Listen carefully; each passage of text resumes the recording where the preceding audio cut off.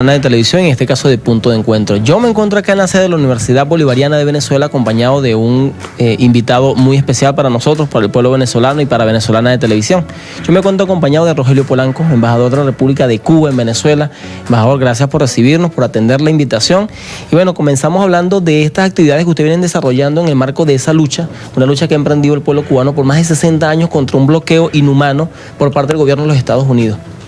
Coméntenos el 2018, cómo se perfila esa lucha contra el bloqueo. Bueno, muchas gracias a la audiencia venezolana de televisión por esta oportunidad. Estamos aquí, como bien decía, en la Universidad Bolivariana de Venezuela, creación maravillosa del comandante Chávez y de la Revolución Bolivariana, en un encuentro con profesores y estudiantes para hablar precisamente del bloqueo económico, comercial y financiero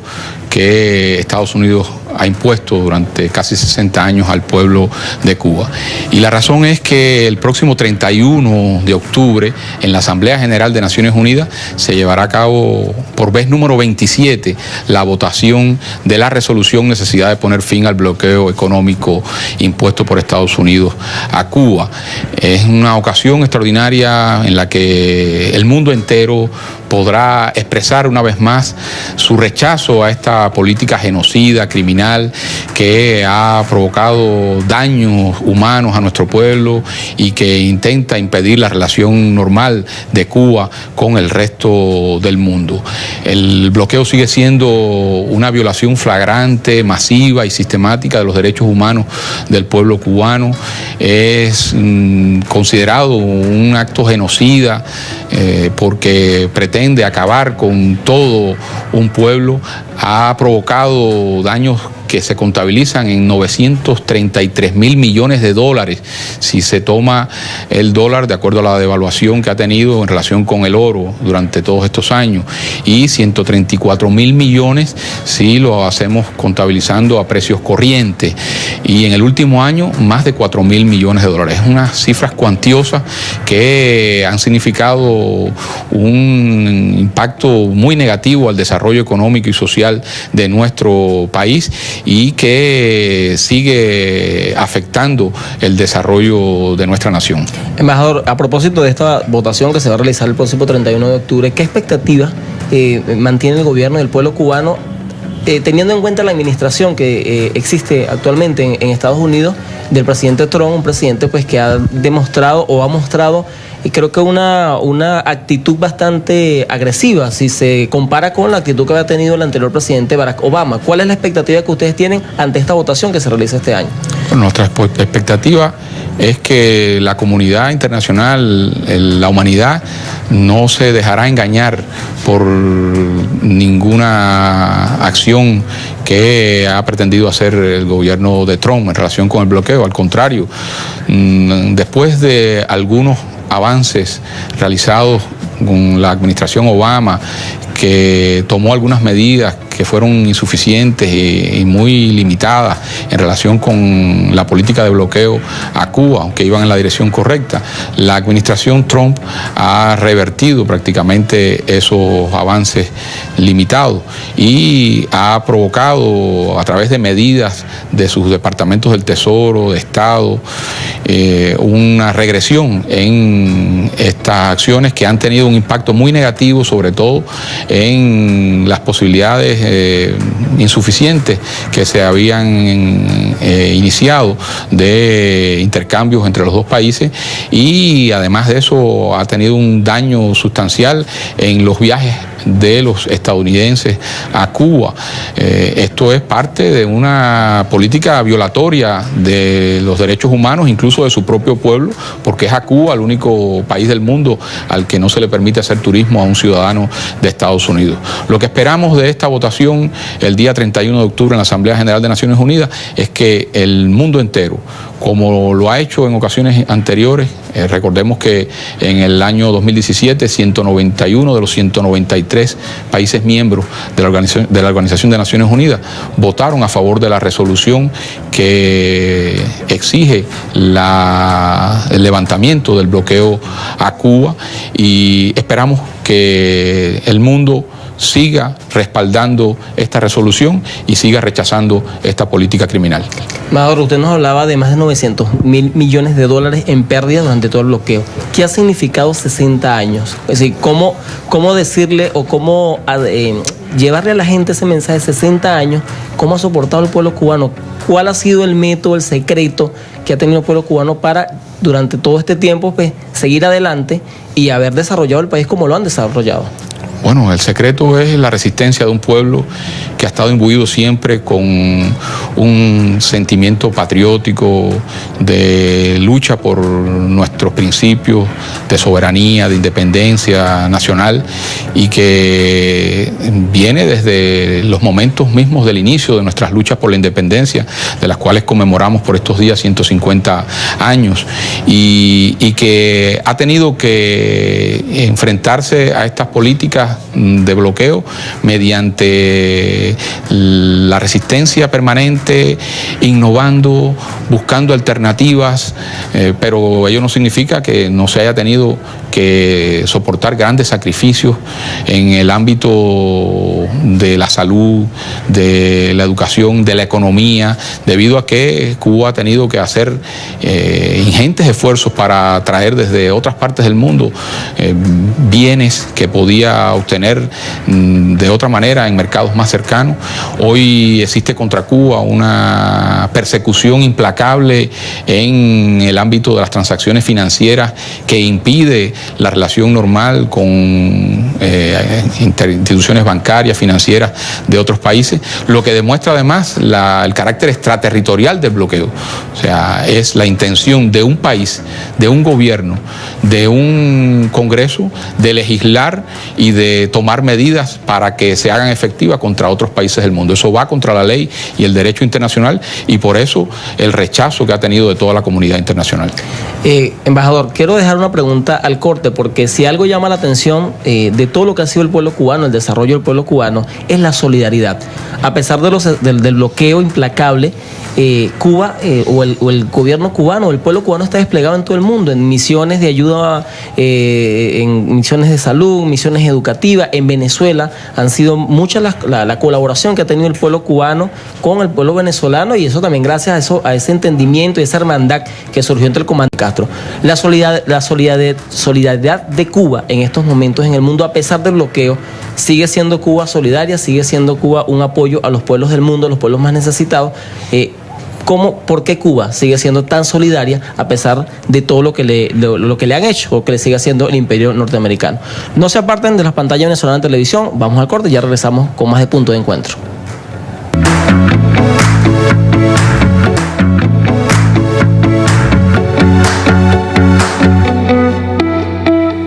Gracias por continuar en sintonía de Venezolana de Televisión y de Punto de Encuentro. Nosotros continuamos conversando con el embajador de Cuba en Venezuela, Rogelio Polanco, y dejamos una pregunta antes de irnos al corte, embajador, y es la solidaridad del pueblo cubano, una solidaridad que se ha expresado desde la llegada de la revolución hasta nuestros días. A pesar del bloqueo, sigue el pueblo cubano desplegándose en el mundo para ayudar a los demás pueblos. Coméntanos sobre ese trabajo que vienen realizando ustedes. Bueno, es un principio inalienable de nuestro pueblo que hemos seguido desde el principio, desde el momento mismo de la revolución que inició, y que ha sido fundamental, porque Cuba también ha recibido una solidaridad durante todos estos años, la sigue recibiendo de muchos pueblos y gobiernos del mundo, como por ejemplo el gobierno bolivariano de Venezuela, que en toda tribuna ha mantenido su solidaridad con Cuba contra la permanencia del bloqueo, y por eso nuestra solidaridad con otros pueblos. Miles de médicos cubanos hoy siguen prestando servicio internacionalista en casi unas 60 países del mundo. Miles de estudiantes de varias partes del planeta estudian en Cuba en diferentes especialidades. Es parte de un principio que hemos mantenido durante todos estos tiempos, que es una deuda que tenemos con la humanidad, como queremos que sea la humanidad con nosotros, y yo creo que eso es algo loable, porque además los cubanos que prestan su solidaridad con otras partes del mundo también se enriquecen con este esfuerzo altruista y solidario. Embajador, llegando un poco a lo que es el tema de Venezuela, sabemos, y es de conocimiento público, la agresión internacional que vive Venezuela, una agresión que se puede comparar en ciertos aspectos a la que ha vivido el pueblo de Cuba. Recientemente el secretario general de la OEA, Luis Almagro, acusó al gobierno cubano de infiltrar 22.000 funcionarios en Venezuela, y tiene que ver con eso que estamos conversando, del apoyo que ha brindado Cuba a Venezuela. Sin embargo, él lo acusa y bueno, y es parte de esa agresión a Venezuela. ¿Cómo ve, en este caso, cómo ve Cuba estas afirmaciones que ha hecho Luis Almagro, secretario general de la OEA? Bueno, ese personaje está totalmente desprestigiado y ha caído en lo más abyecto de las posturas de un funcionario de un organismo internacional, de una organización que a su vez está superada por la historia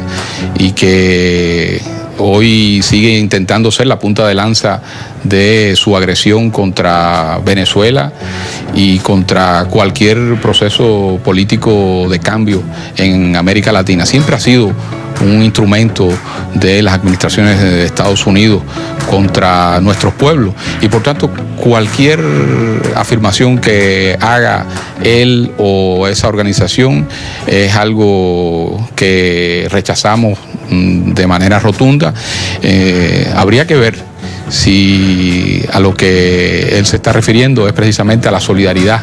que hemos tenido Cuba y Venezuela durante estos años, que ha sido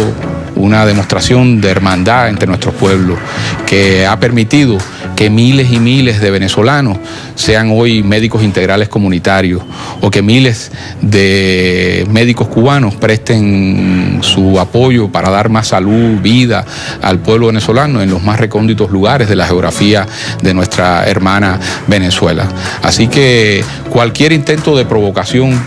de estos personajillos que lo único que hacen es servir a sus tutores imperiales está condenado al fracaso frente a la dignidad y a la firmeza de principios de nuestros pueblos. Ante esa agresión que viene ejecutándose desde el seno de un organismo que debería servir para la resolución de los conflictos y no para crear más conflictos como es la OEA, ¿qué hacer? ¿Qué deben hacer los pueblos? ¿Qué deben en estos momentos levantar? ¿Qué bandera levantar para hacer frente a estas agresiones imperiales? Bueno, nuestros pueblos deben seguir luchando por los principios de la soberanía, la independencia, la solidaridad, porque prevalezca el derecho internacional, porque los principios de no injerencia en los asuntos internos, por el no uso